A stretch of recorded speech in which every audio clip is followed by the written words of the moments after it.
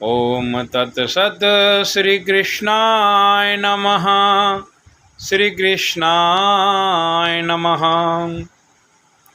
गुरुदेव भगवान को प्रणाम करके, सामाजिक जीवन के समाज को नमन करके, आज नवरात्रि के सप्तम दिवसीय माँ कालरात्रि का ध्यान करते हुए और कल के अष्टमी के दिन माँ गौरी के प्रति कुछ भावना और भाव प्रकट करके आज हमारे रॉयल नेत्रा कंस्ट्रक्शन के श्रीमान भंवरलाल जी जोशी साहब की ओर से ये वीडियो श्री मनोहर जी जोशी जी को भाव देते हुए जारी कराया है। और आज एक और त्रिवेणी संगम जो हुआ है, हमारे इस संख्या दिन ते दिन बढ़ती जा रही है। जो माँ भवानी जी के भोपा जी श्री छगन जी भोपा जी को हम नमन करते हैं, जो आए दिन तमाम भक्तों को आशीर्वाद माता रानी के जरिए माध्यम बनकर सभी भक्तों का कल्याण करते हैं। ऐसे छगन जी भोपा जी को भी हम नमन करते हैं और कल साक्षात जरूर दर्शन करेंगे। तो आइए आज इस वीडियो में थोड़ी चर्चा हम सामाजिक जीवन के प्रति, थोड़ी आध्यात्मिक जीवन के प्रति और थोड़ी माता रानी के प्रति करके जल्द से जल्द अपने शब्दों को विराम देते हैं। बंदौ गुरुपद पदुम परागा सुराचि सुभाष शमन अनुरागा।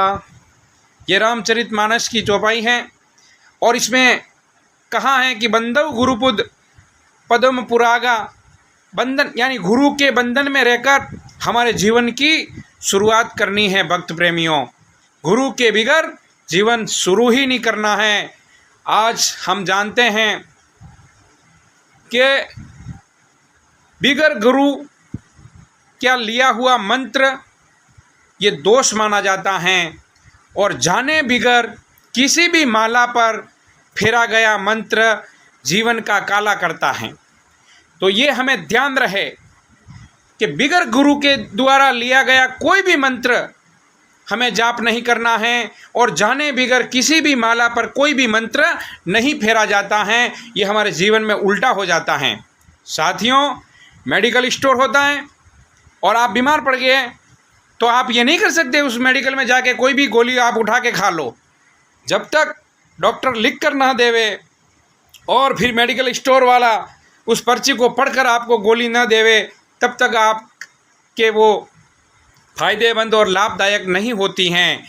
उसी तरह जीवन में कोई सद्गुरु आपके प्रति कृपा करेंगे तब जाके आपको गुरु मिलेंगे, और फिर गुरु आपको महामंत्र देंगे और वही महामंत्र आपकी तमाम बीमारियों को दूर कर सकते हैं। जैसा उदाहरण ये मेडिकल स्टोर का जो आपको दिया है, उसी तरह सभी के मंत्र जमा हैं और प्रतीक के सबके भाव हैं। तो मेरे धर्म प्रेमियों, एक आज की समाज में सेवा हो, आध्यात्मिक जीवन में हो, चाहे पारिवारिक सेवा हो, तो नंबर 1 आपके पास समय होना चाहिए। नंबर 2 सहन करने की क्षमता होनी चाहिए। नंबर 3 क्षमा करने की पात्रता आपके पास होनी चाहिए। नंबर 4 आपके संस्कार बने रहने चाहिए। और नंबर 5 आप सरल और सीधे होने चाहिए।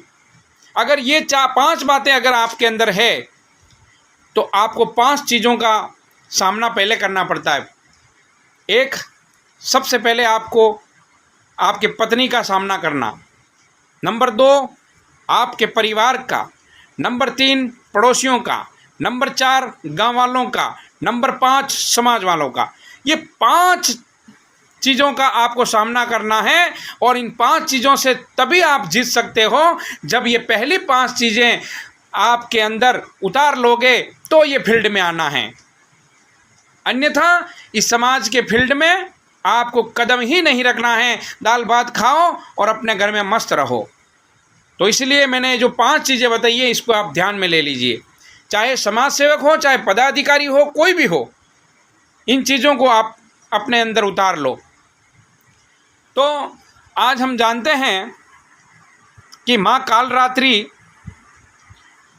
और महाकाल बाबा इन्होंने समाज को क्या संदेश दिया कि पत्नी, प मतलब प्यार भी करती हैं, तीर और ताने भी मारती हैं, और फिर भी ऐसे दाम्पत्य जीवन को हमें निभाना है, उसको कहते हैं पत्नी। प प्यार करना, त तीर और ताने मारना, नि और निभाना।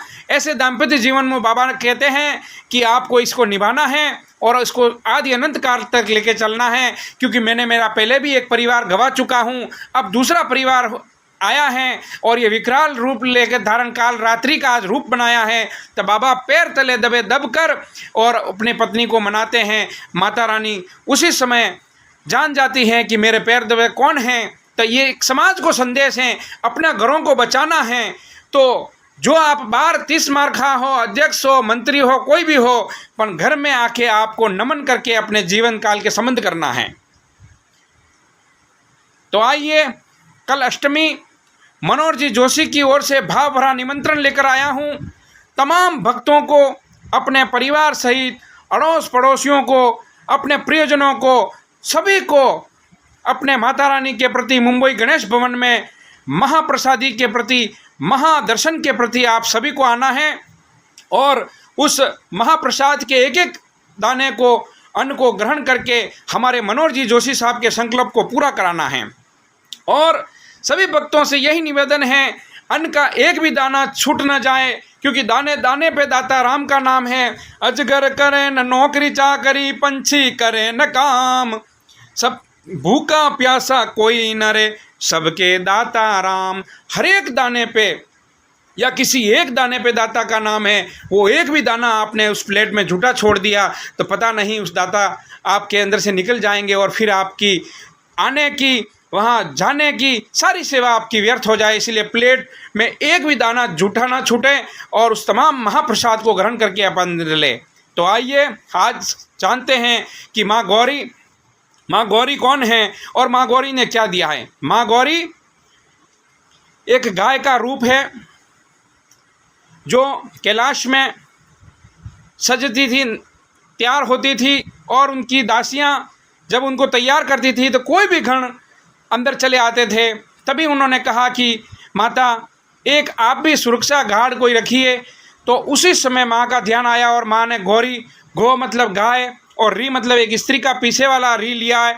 तो माँ ने गाय का रूप धारण किया और गोबर किया और उसी गोबर से गणपति जी बनाकर और उसमें प्राण प्रतिष्ठा फूंक कर और उनको गेट के ऊपर खड़ा कर दिया। और उसी समय शिव जी आते हैं, कहते हैं आप कौन हो। वो अंदर रोकते हैं, बाप और बेटों में बहस होती है, परिचय का प्रकाश नहीं। और उसी समय शिव जी, आप ये कथा सब जानते ही हो, और शिव जी कहते हैं, पार्वती अपना कर प्रकोप लेके आती हैं कि हे देवी, समाज में ऐसा नहीं चलता है। समाज में हमारा चीखना चिल्लाना भी अगर अखबार की सुर्खियाँ बन जाती हैं और हमारे चिल्लाने चिकाने से भी एक त्यौहार बन जाते हैं। अगर इस तरह से तुम बेटों को लाओगी जो बाप को पता नहीं, तो कल समाज में एक से एक क्या संदेश जाएगा, आदि अनंत काल तक क्या होगा।